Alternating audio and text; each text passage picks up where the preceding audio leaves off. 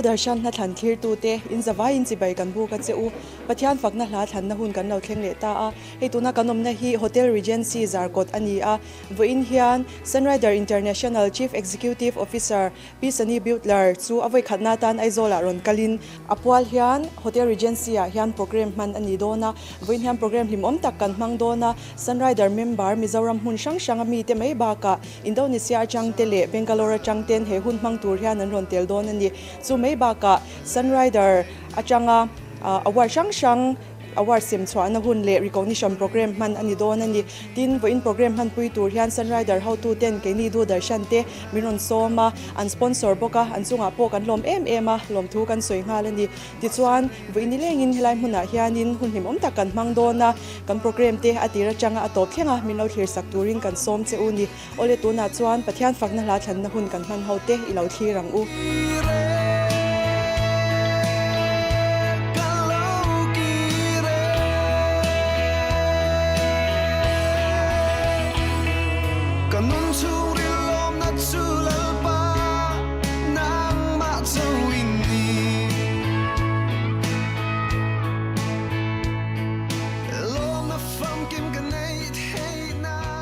Ol hetu na hian kabula hianin Sunrider company a Northeast an manager dinga aming hi Teresilel mon pui ania ei pathian fakna hla ron thlang ve dona hla than ma in zo na tlem kan in zot vele anga ama sain chi baile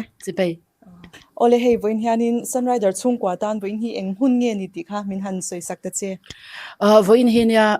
Sunrider chungkwa tan chon aya sang om thei to lo achan chu kan CEO apo global in Sunrider International global CEO in aminun tlo anita ni chuan hemi kan soi zaw lo kanga hetia ang industry kan thona network marketing industry a hian international company CEO te hian Mizoram helaya Indiaram kilut tukhi anlaron thleni kan la hringai ro shimshima chuwang chuan tuna hian Sunrider hian hemi hi a history hi kan nein kan sha history siam tu kan ni tuna hian chu kan ta na poimo ani lomom khop me ti chuanin hei Sunrider hi inge danglam na ti khashia ta chak uma ingai dan shimshima kha zawjok pon soi na hun kan peng che o kalom lu tu adanglam na hi mo soi tur tam khop meya enga po chuni se I network marketing a hian company zatam taka omani chuan chung company zatam tak ti chuanin products an nei ve theu ta ne keini a he chuan products hi kan nei satli ani lova asiam chuak tu an ni boka an siam chuaka research te development te Sunrider na ti fikani chuan asiam chuan mun pui po Sunrider ta bok chuwangin company hi hausaka wang shimaron din ni lovin har sat nakara rondin ve trok ma se an thiam na an thwa kami an be chan manga an rondin le voina chuan ramsom nga a kan tareng maya Mizoram thlengin kan lo shata adanglam na soitura tam tuk chu te chu ka soyang alomom hle me ti chuanin hei shia cha kom de mai oma hei production shang Sunrider hian in neya mi puinol puitena an shia tura idu sak deu bik te kha omem tin hei product sumi khami chuan mangse ti angte hei tunaya tarte chalai te khatyang khanin an man turang chi bik te kha omem ti kha han soi le ta che oma ma se a common theng berin pakhat chau kan soi langa kan shi se lo chon lutna kan nei lo ta ne ma se kan na thun kher ma hi kan sha ta hei kan ti lo top turani ta a chuwangin mizo pui abik takin kan lifestyle ne na ka ngai to in kan ti nge tura ka suggest achu ka du sak pui achu kan product chuan khovela po into receiver award lo la to fortune delight hi mi zong in se ka tia achan chu kan ko chung tleu fai tu ani a cho kan ei du chung chuan mom te tur te kan la lut don tho khabi tur te mom te lawin check kho la khan anwa natna min pe thina ni chuwangin fortune delight khan lo balance char se lo tleu fai char se cho te pon ei tu na nga ma se fortune delight tal khan lo balance se in thewang u ange aman la in serum lo te kha karon suggest ani chu alomom hle me itui ti asia ta inai chianga ikal lezel na tura po du sakna sang ber kan hlan ache tin hei pathian fakna hla thanna lama kan lo lut to anga hla thanna hunani angin ilhadu ber han thang ve ta che kaladu ber chumarwa ti hla ania ka thinlunga anung ti kha ka lo thangang nile ahla hi han than chan le ngai thaturai du te ine chuan han soi la Voinia i Sunrider event ropui lutuk takmei i ronchim tu te zong song tan ka thlanga chuan kachung te hotan pokan thlang veng kachung tan tam an thanem angren ko pa an vai atan ni ro se o chuanin kan veng thlai member ho tan te poni se ama fuki kazai zela karin atwan athesen lumin be kalal ani kanung shwai tu le veng tu anung kashia kathin lunga anu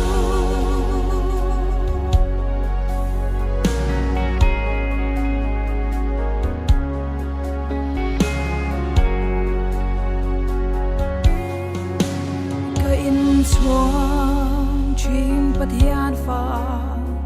kan ni amaning kim a min shia ti ka shia na ka kong shuai du ro pui kanun lai mu ka in na na ani pathian fuki kazai zela karin atwan athesen lumin be kalal ani kanung shwai tu le veng tu anung kashia kathin lunga anu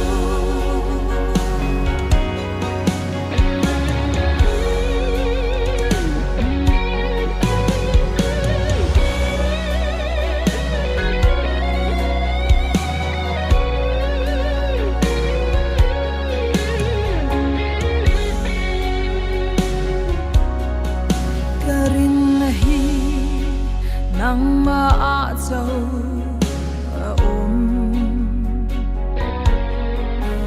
kadu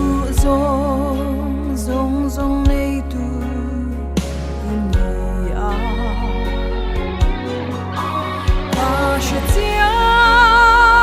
kapu ka tembok chi khovel mo engkim chana ani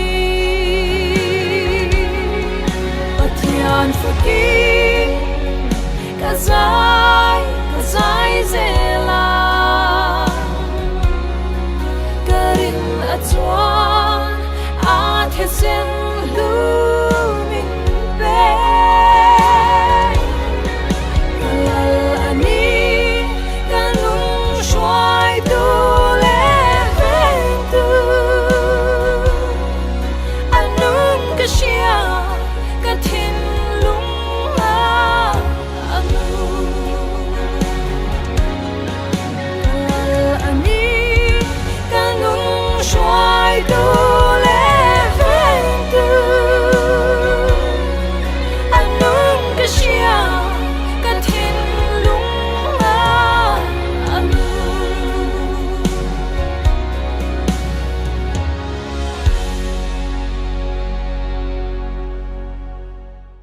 ole tuna hian kabula hianin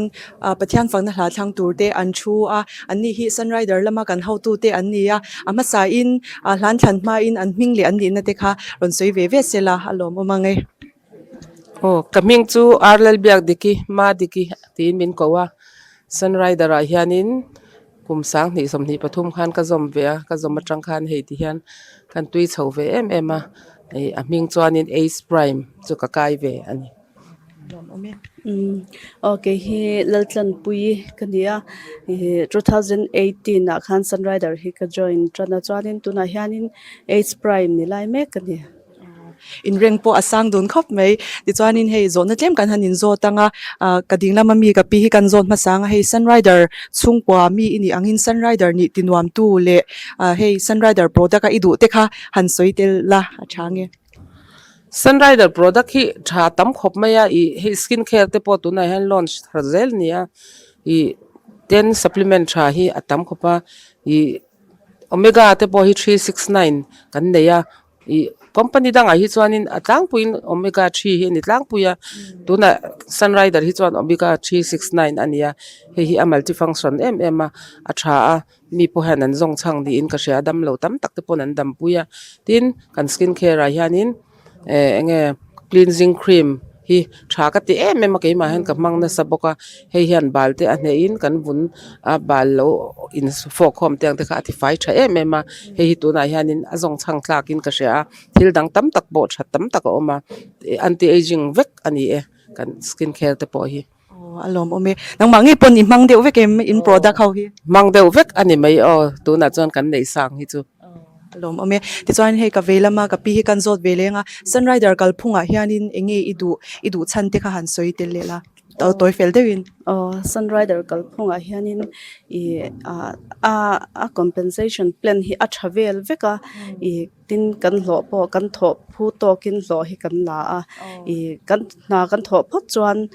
thlatin in hlo kan la ni chungte chu a tha em tin a product kho hi a tha a belchian dola Sunrider product a in to chuanin an ban san theilo khati hialani ho chu tiang khop chu ni a product kho po hi a tha em a chu a hlo kan nei na hi a tha company dang te ne na khai khin phe chuan kan hlo lak dan hi a tha em hi ka du na chan ber pakhat po ani alom hle mei tuna chuan la than lama kan lo lu tonga la thanna hunna ni angin in panin hlain in tan trome nga tiro kading lama ka pi hian thang mei se enghlangai thanang le tun la ya chuanin fakhla sa hianin zorema kyang te hi zai thiam hi ka ti em a zai hian nung boka ngai thak hi ha dama chuwang chuan ngai thak nin om lowa I swa om ti khanin ka sha ka sei swalem o ka shalowa chu karon thanga tin angai thatura ta na ka du te chu mi zong han ti mai ba ka khanin enge le ma har sat na nei te nu na te har sat na nei te mi hnung tol te khatyang ho zong khanina swa om ti kha an nu na te an lo seng lua an lo sha ta tan khanin ka thanga tin Sunrider a kan family ho zong member ho zong tan hian ka thang boka tin tu na kan ho tu nu local Sunrider kan CEO local pisani abik takin special takin kan thlan sak boka nge lomom hle mei nang han than chan le ngai thatura du te khai ni mi nei chuan han soi le la zore ma lo ngai na tu le zai thiam lo ti ve tu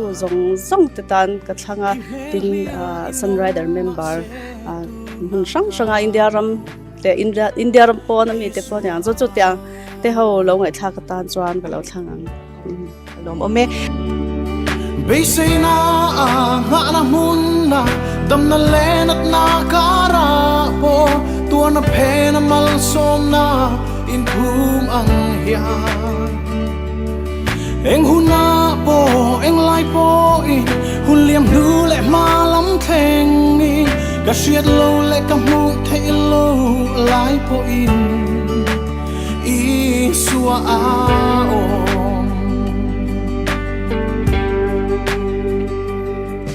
Hemi sing không ai na ma mo tu ya Karu sen rua lo ngai dam na avang kha Katlin lo na nen lal pa ka fak thei ta Isua a om Beisei na ngana mun na dam na lenat na kara po tua na pena mal somna in bumang ya eng huna po eng lai po in hun liam nu le malang theng in ka siat lo le ka mu thei lo lai po in I suwa a om tlang chung le phai ruama ý xua á ôm công thim lệ dìm laya ý xua á ôm mấy bụi chung lệ tùy phố na ý xua á ôm mà nó ta tổ tuôn thế nghi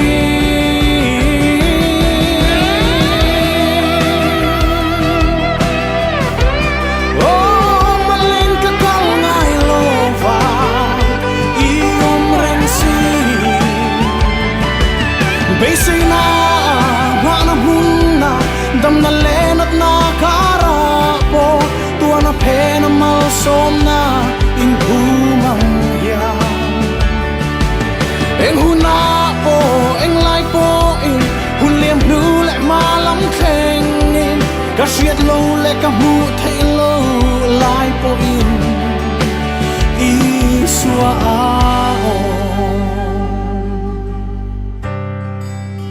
Isua ao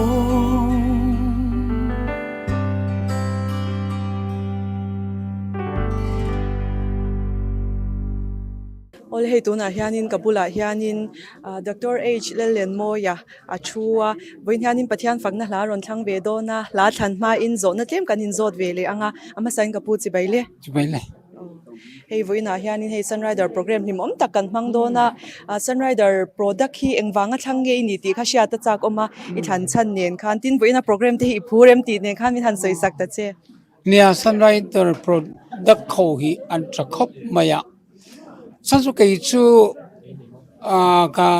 no pante lai tanga Chrisel lengai pui mo khania mo chu wang chuan Chrisel na ta na try hi food supplement try hi alo poi mo khop maya chu wang Sunrider a hian food supplement thatak tak hioma hey fortune delight te threm ema tin gali te poi tha adang poi traffic mai kai vek lo na ma se mona hian kumeng sang kan ni rin ka han soi ta la I kum min ring nau pang view mai thei ni mo pase tu na hian kum som sri le pakwa kamhang me ka ni mo attention ni pension to em te min ti mai maya som ru kat li ni ring lawa hetiang khopa ka Chrisel na alo that chho san hi Pathian chu number 1 ania ma se Sunrider food supplement kan ei chho thei zel wang te tin food supplement dang po ai orient te pok ai thawa tiang khan ania chuwang chuan Sunrider hi Chrisel na le chak chho zel na le nge taksa thana tur chuan ei fo le man fo hi a thain ka ria chuwang chuan kadu lia ni mai lo mom he me isoyangin ni langiang khop me ya ti chuanin hei I voin program te hi phurem phure khapura ahun thlen ma dar kar chan ve ka thleng dai to male lo mom he me ti chuanin hei hla thanna hun ani ya pathian fakna hla thanna hun ani ya hla thanna lama kan lu to do na nga voin hanin englangi thanang le enge karil ru mang an te zoram chani sakhamom ania zona ania khelai ma se achan na khom hal boka Krista Pathian nei tu te tan mangan na tu ra omlo chuwa san enge karil ru mangan ti hi helai moi ka tia atu hian mi ne boka chu ka than san ani lo mom he me than chan po chale me ti chuan ngai thatura du te kha inei karinga han sui le dia dia la ngai thatura ka du hi chu pakana chuan kan nupui fanau te ni phot maya panina chuan Sunrider family ho hi lo nga thave selaka duwa tin he la an mani no na zona engwanga tur nge kani engwanga har sana tok nge kani thia har sana tok ten inga nge kan mang an chan ka achan na he la hian oma chuti ang har san lo tok te anom chuan chung zong te po chuan lo ngai thla sela atop na chuan Mizoram pum pui Mizo hla thre thei chin hian chuan lo ngai thla se ka du tak zet lo mom he me the chia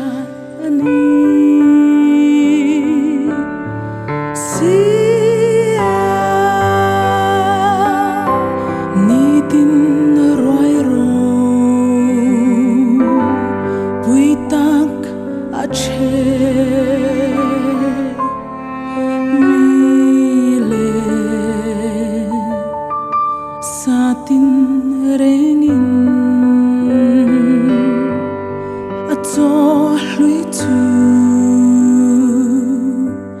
until we go ama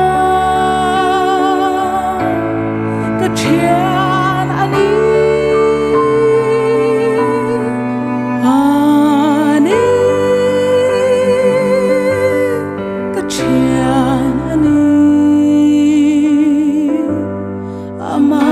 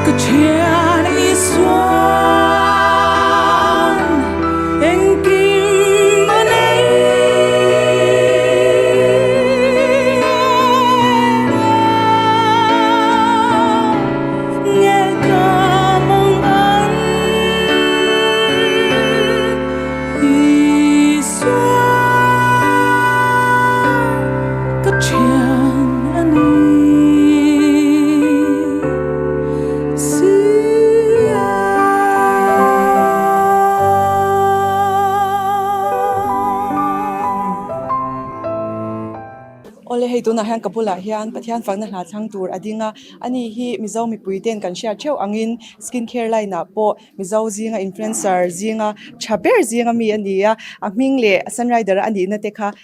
introduction ron nevere resela change kalome mesa chak chok kania Instagram YouTube ajon mesa skin care te kha ka channel ming ania chuanin Sunrider la hianin tian an brand ambassador ang deuh hianin ka oma I an event poimo chuanin hei ka telpuizel min som vezel ka lom khop mai alomum hle me chuanin hei Sunrider product te hi enge I hmu dan man te inei vereng em ti kha sia da cha acha ko ma hei kan han en chia iglo em me ya Sunrider lam shim kha I man na kha min han shilla Sunrider la hianin fortune delight hi ka in tampo la nya ka ngi lotila ni tina in chu kan ni lo ma se hei kan kol reng ani chu chuanin hei ba ka hianin an cleansing cream condition cleansing cream te kha cha ka ti maya chuan an sun breeze oil hi ka du boka heng ho hi ka man na sadan ni alom ome ti chuanin Sunrider product hi hmu dan shim kha I chipchiar di ulekin min han soi sak le na anni hi anrin tla ka tin an effective tuna chuanin thil thale effective kan du to chuwang chuanin anrin tla kan effective poka tin an enge an herbal dang adam doyang chi te pon yang heng te po hi an tha ka ti maya an work veni an mani hi ti mayang an tha ka ti alom ome ti chuanin hei la thanna hun na ni a la thanna lama kan lo lut to anga win hianin I hla du ber han thang ve ta che Mizoram chanin kapon lamlan dan ti sakha kalo thlangange han than chan le ngai tha tu rai du te kha han sei hala ala hi tha ka tia ro pui ka tia chuanin Sunrider family te ka than saka chuan in lama ka chung te po an lo ngai thla ka tan chuanin he hla du ve tu zong te tan ka thlang poke alom ome ngai tha tu ra du te kha ni lo ngai tha cheu don ya ren lu ngai dam kha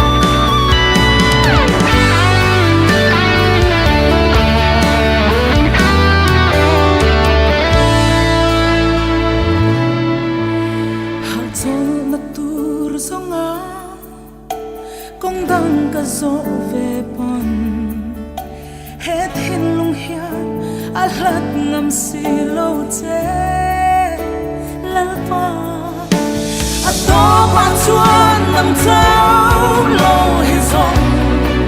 mình hoa tu anh đắm anh ôm thấy lâu nắng lâu anh ôm xì lâu đi và đi cứ xóa môi tin lệ đi thiếu xiao mà lòng quý tên đi rau quý gia đi tin mấy hiền anh quang chỉ nói khi era rong lâu ta anh mặc lâu mây đi mãi nắng mèo có phát thế lâu bao có phần đi pha đi cứ xóa môi tin lệ đi thiếu xiao mà rong quý tên đi rau quý gia đi tin mấy hiền anh quang chỉ nói khi era rong lâu ta anh mặc lâu mây đi mãi nằm mèo có phát thế lâu bao có phần nằm mèo có phát thế lâu bao có phần ole hei tuna hian kapula hianin pu ke David lel thamwana achu ani hi siaha stock point owner ania pathian fakna hla than na huna ron nei ve dona hla than ma in zo na tlem kan in zot vele don ani ama sain kapu chi baile no po hei siaha lama teng ni ron kal wang di ten kan lo sia siaha stock point owner in di angin stock point a hianin eng angtinge in kolatin in stock point hi azau chakem ti khasia ta chak on zo chak khop meya i order he anasa si halama son i sia stock point na suak tam zo hi fortune delight le you demotion vel hin ta a product po tha resell na huanga you demotion page ki hen ka manga i hei kumu palam pang chau kan nia vun hian ni na ngei em ma i chu ka setting ni was chuanin hei Sunrider company hi ipmu dan shim aka sia ta chak oma an sei ta che mudan soi best ani top mai ke ma tang suanin i hei kan lo experience na la relo na chung hian a best i fak apu kati a company hi mo chana product po hi alom ome ti chuanin hei an product a te hianin man inei ve karinga engei mana i an product a hian engei du ber chuan i du ber chan len na khan fortune delight hi ni me fortune delight le you demotion hi you demotion chu ke ma po hen kamang nge ya i day cream i acha katia i sofa so sale tu hello ni chon fortune delight ero hi chu taksa sale nan le i kan ni ka soyang i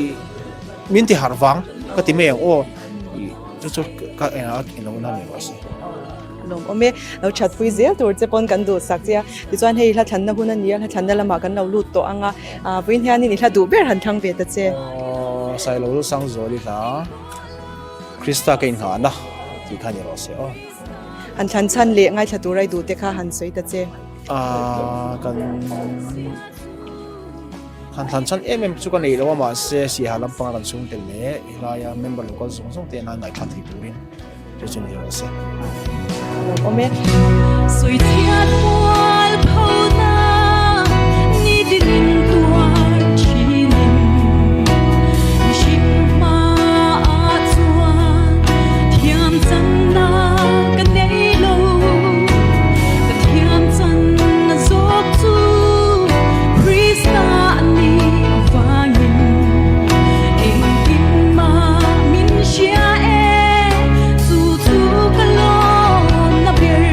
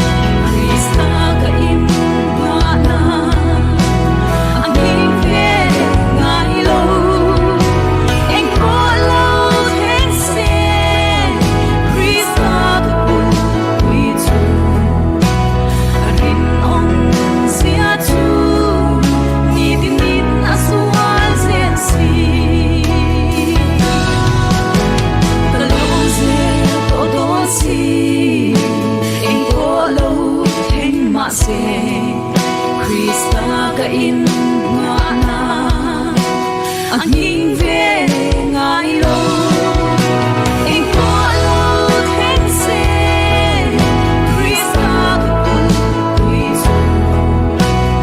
bin ông sia chu đi đi đi na suan sen si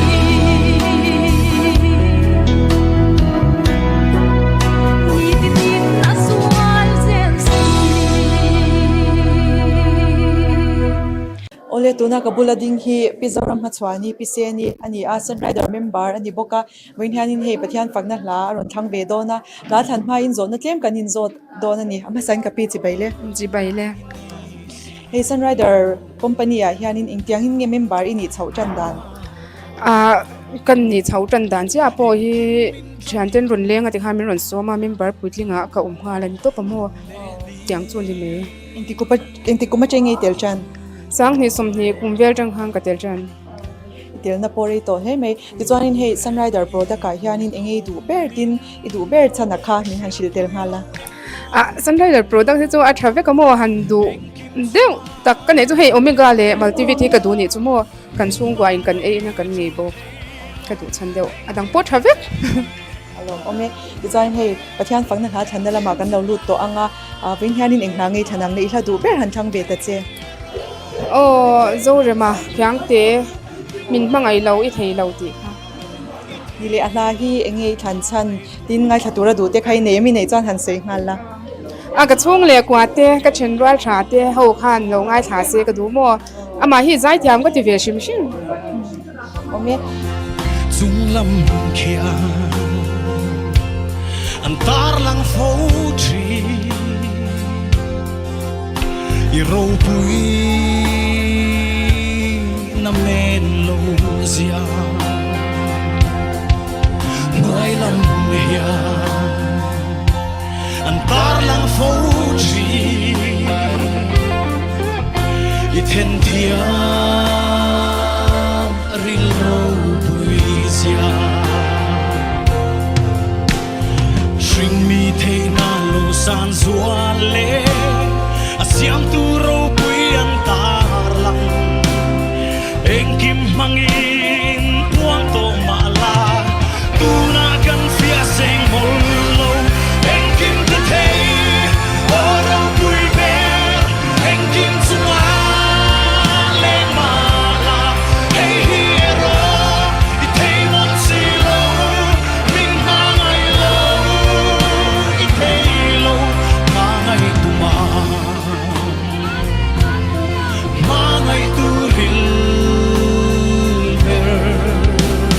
ini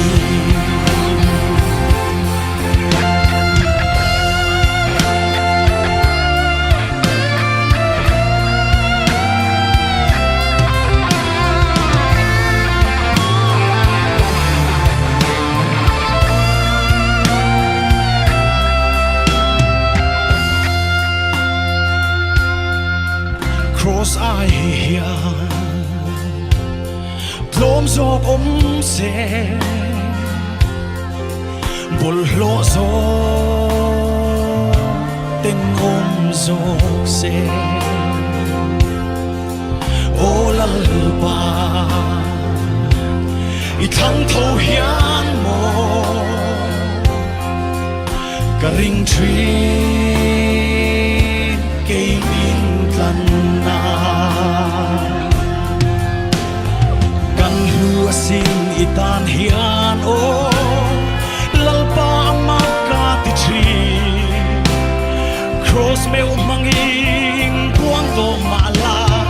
Min mangai fia so nemo Eng kim ti thei o rau bui ber Eng kim zuma leng mala Hey hero I thei mon si lo Min mangai lo I thei lo Eng kim ti thei o rau bui ber Eng kim zuma leng mala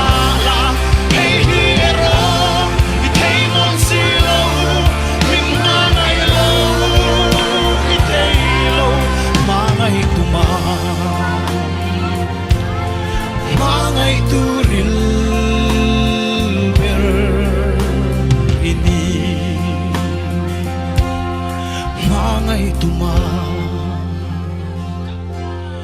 mangai turil ber ini Ole tuna kabula ding hi PRL khong ei zwali ania ani hi Sunrider member ania Pathian fakna hla ron thlang dona hla thanma in zona tlemin zot vele ila amma sain ka pi chi baile chi bai le tichuan hei voina kan program angin Sunrider hi hei Sunrider ti soirwal hianin iril ro engel lo lang ma saber thin ei zon na tla kan i zia hi ka hrichianga tin a product ka hian hrisel na tam tak thatak tak a omani ti ka hria tian hei ka ril ro lo lang na saber thin alomom he me tichuanin Sunrider hianin intika training member ni chauchan September 2025 tang hang ka zom tan zomna pola rei lo ni mo tichuanin an product ka hianin engting ei man an product zinga engei du ber an product hi ka mang teu mai mo tin Sunrider product hi amma ro ro hi a thave ka ni chu ma se du ber han thlan don chuan omega 369 hi ka du bera a chan chu keima hian slip di sawang hian ka buaya phaya te inen tirin ka kal thina aizola te po ka inen tirna sa ma se he product omega 369 ka e tang hian tuna in tir ngai mi to lo hian ko ma tin keima ina ka sales shima ka consumer te tang po hian feedback ka mu that ber te jinga mi ni along ome lo chat puize tur che pon do sangna kan hla na che tichuanin hei Pathian fakna hla than na hun ania na than na lama kan lo lut to anga win hianin ila du ber han thang ve ta che Jonathan lian na ina asak kata ni lo te kha lo thang ange han than chan le ngai thatura du te khai nem Sunrider chung kwa te zong zong le mun rang rang kan chung te tan kan thang ange along ome thiang lim nang i thiang lim si ril ru thiang lim ming pe la i fel na in min lo khat ro lal pa isu nang ai lu an ong lo i chat na hia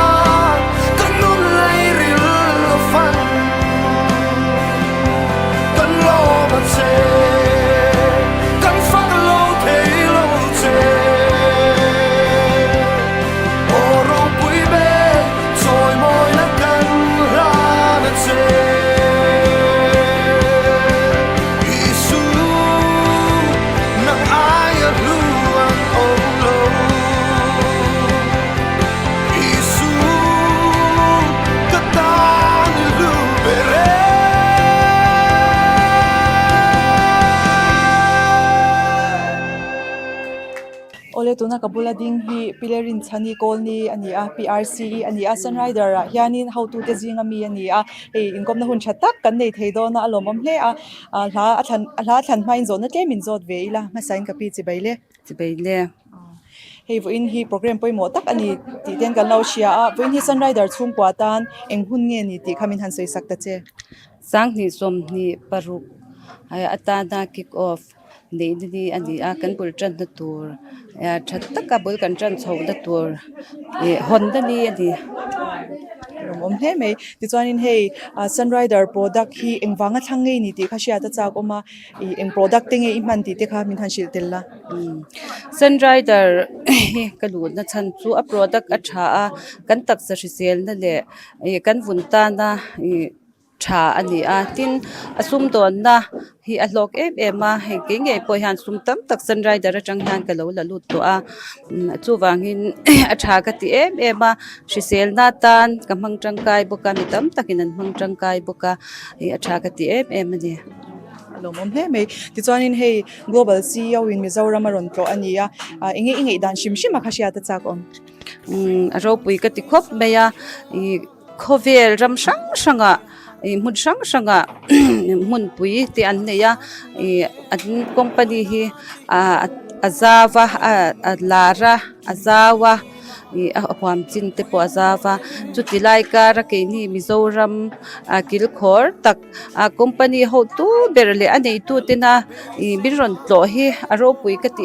ma alom om ka ti a vo indi hi kan van nei le in ka sha lomom he me ti chuanin hei Pathian fakna hla than na hun ania hla than na lama kan lo lut to anga voin hianin I hla du ber han thang ve ta che zore makhyang te in katan nalpa tha ti kha ka du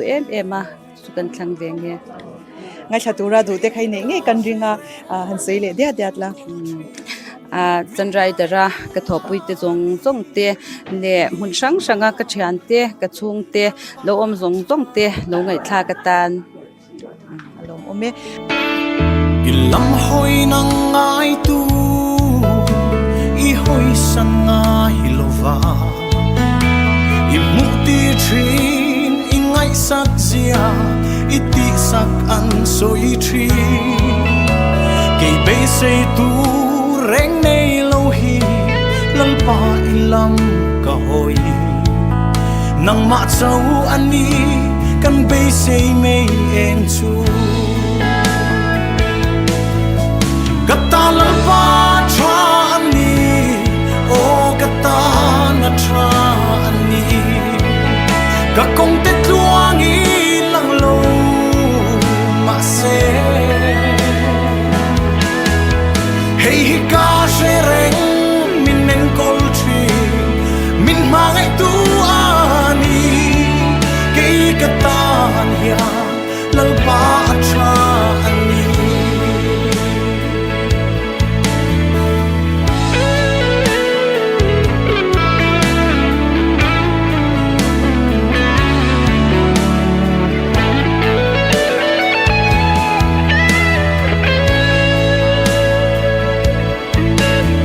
Nang malam trăng tu te chan him lo ang ma se sa draka te I mu tir kha I chen chil na an chang ke bolal pa hey ka du ber I ke pula om hi chu lu hianin ke zong ka ring trine Gata lalpa tra ani o gata na tra ani Ka kong te tuangi lang lo ma se Hey hi ka shereng min nen kol tri min mangai tu ani Kei gata ya lalpa tra ani Gata lalpa tra ani o gata na tra ani Ka kong te tuangi lang lo ma se Hey hi ka shereng min nen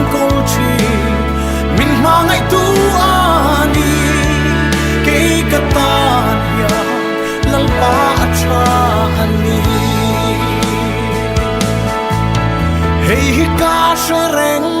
min nen kol tri min mangai tu ani ke katan hian lalpa athani ole tuna hian kabula hianin Sunrider management staff te an thua pathian fakna hlan ron thlang do na hlan than ma in an ming te kha ron soidia tiat sila sir berjang hian chanang o coming to terrestrial mon puite se ke chu Julie la rin dungi ke hi byak sang zwali ke hi la lian tluanga ai zakal ton zawa kane hey kan kabula hian hey an thukhop me an zom hlom em me ya hey Sunrider management staff an ni na angin zona tlem hanin zo tila hlan ma in hey management staff India staff engzat ngi om chewatin in na thona ko nga hianin nuamin ti lai le shomin ti lai khashia ta chak oma kha kapulami hian min han chang ma saber sela staff itu na chuan Mizoram a hian panga ti zong hi kan nia chuan ke chuan nuam ka ti lai enge staff anga tho lok ka ti na lai point khat point cha karon so yanga I enge personality development le skill development a hian enge improvement na tur tama chuan in Mizoram kan ama hei entinan talking chungcha nga te po ni se enge kai ni chu heta enge India ram level mei ba ka khati anga Asia region ne na khati anga inhanjam kan ya chuan in improvement na tur atam zero tur is zero thar na tur mo skill development thengin kan lok pui ka soi tur zong zong ha ka bulami han ron soi ve ka mo mase kornya karon bel le du chu ke nya communication skills chung changa hey Mizoram thok chuanin Mizoram kan thok kan ti hanin hey Mizo chong hian an mangtlang puita company dang vela poni karinga ke mani chu corporate Sunrider corporate office kanita chuwan chuan kan thopui te Mizoram main lovin hun shang aron soi ang khan Asia region big mo ang te chuan Delhi headquarters Delhi hu kan headquarters anta kungten khwa kan thok haw ve ka chuwang chuanin hey communication skills chung changa po chong shang kan man china wang khan kan ti tiang khamya kan improvement tam tak ke mani han awm bokani chu Sunrider company tho nuam ka din chandiro avai han nuam ka ti tho maya a short ka zong kan soilo kanga I Sunrider ka tho ma yanin phaya te company danga ka thok nol to ta ni khata khan adang lam nei ka mu ve thlot ka intia I atlang bi thu in company ka tho hianin I ke chu company mi le sa ka nia mo ka ati enge ka career ka build trend tira chang to pin ka thora ri hang kum ni te ba ke ka thok tak ngai lo bani ka chhuak chin ta ni chu ase Sunrider chu dang lam niang tuna kum som pani kan lo thok ve tereng maya achan chu achung family angin kan om chung ko angin hei supervisor te ni mo senior te mo khatanga han inti thoi ang chi ka om ve lo chuan a culture shima hian an in taka chuanin voina Sunny te po CEO program kan mangta I miss madam ti hi akan culture ani lota Sunny kan tilal mai ne ka Sunrider culture ani ta ni chuwang chuanin ti khanin he in thliarna om lova I family member tak ang hian min tri ta wang hian ni in ka sha I aro pui kan thok thozel po kan latu mani lomum hle me kam ni palam te soi din nei vm soi bel du te Sunrider tho he nuam ka tia ano nuam ka tia min chan point ni kan so nga pakhat na chun kan product hi a tha ni kan product tha ka tho wang kan product tha ka ti satlian ni lawa chu ba ka kan product ka that pa kha ke mani nge po hian kan ya kan lo hlok pui to an chu te chuan in khatiang an min an hlok pui te an that pui te an resell pui te han mu yan feedback khat thatak ta han don hian he hian min di phura chu Sunrider tho nuam ka tina san pakhan ne pahni le na chuan na china ka thian ten ron sei ta kan khan Sunrider chu kan zal le na ni kan ngai dan te min ngai poimo saka nge kan idea te an ngai lu thiam em a chu lowa in nge ingting kan soyang kan zalen zalen to in na kan thoka free to in ten imin phuat re tru tu le hatiang anga hanin enting kan tiang hanin chungtlak ang chi te le nge kawa soi thiam chialowa khatiang ang kha aom velo wangin an environment hin nom he hian min om reitir bokani ne me soi bel du nei vm nia na chin ka thopui te soyang de khan kan tho dan hi headline Mizoram chaw thok ni lovin file te le sang Asia rapuma in share call kan nia hei tuna ni tin deuh thaw hi I Singapore lampang te Taiwan Hong Kong te Australia te tinena in contact reng kan nia file and share kula khating tireng kha kan nia tianga hian an na thaw dan tam tak te kan shet pha a chuan I keim ani line throwa te po a thiam jok te atanga zir tur te atama hetlaya kan market lo share lu te sing lu thei tur te khatinga khan ma sona tam lu tuka hei growth potential kan tikher teng atam ema wang hin nuam ka ti lo mom hle mai ti chuanin hei la thanna lama kan lu tong Pathian fakna hla thanna hun ania I inin than trom mai anga tiro kan zawai ayo hianin hei kading ka veila ma mi putluanga hian a thlang mai anga englangi thanang le kala thlan du chu Jonathan lian ha kanun tro bul ti khania ka thlan du mas chan ma sabera chuan kan no te hena du lu tuka amut thla ania chuan adot le chuan a thu hi thra ka ti emema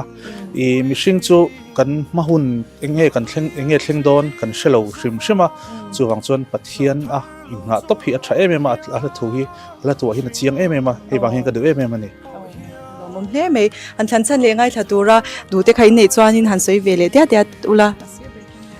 Sunrider chung ka zong zong than ni tak mai nya Sunrider chung kwa zong zong tang ke po ka thlang em Mizoram Sunrider chung kwa zong zong te tan ke po ni wa se voin hen rong kal chak tak tak hum sang sang atangin kan IBO ten oma antinan champhai tang te sai ha tang te lung le tang te kolasi patang te le I heta sikim atang te pokhan rong kal tuman oma ma se sel na wang te le thil dang wang te an rong kal thei lawa khang ho rong kal thei lo ho zong zong khanin thinlung tak mi lo ngai thak sak se an tan kan than sak nge he mai zar tin kliak do ma hian chan reng a chul lova chom turinga nungin par moi choi le thei chuan du tak ka sia tu doan alung lai lua tu hi lalpan min cho ka cham chul apal si lo kanun cho bu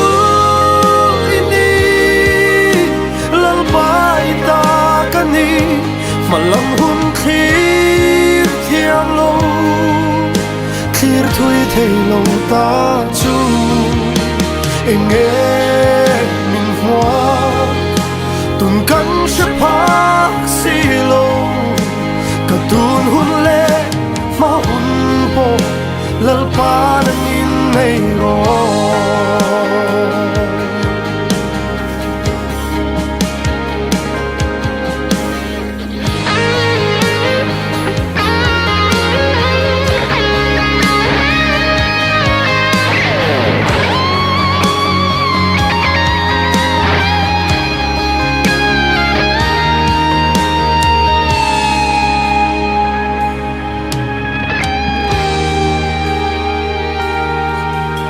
vang lai ral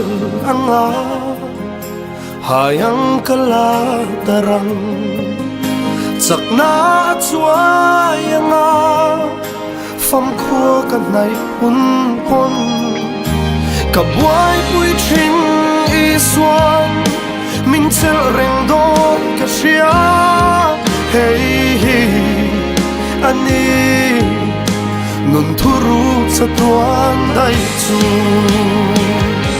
kanun jong bu ini lal pai ta kani malam hun khir thiam lo khir thui thei lo ta chu enge min hoa tun kan se pha si lo ka tun hun le ma hun po lal pa nang in nei ro kanun jo bu ni lal pai ta kan ni malam hun khir thiam lo khir thui thei lo ta chu enge min hoa tun kan se pha si lo ka tun hun le fa hun po lal pa nang in nei ro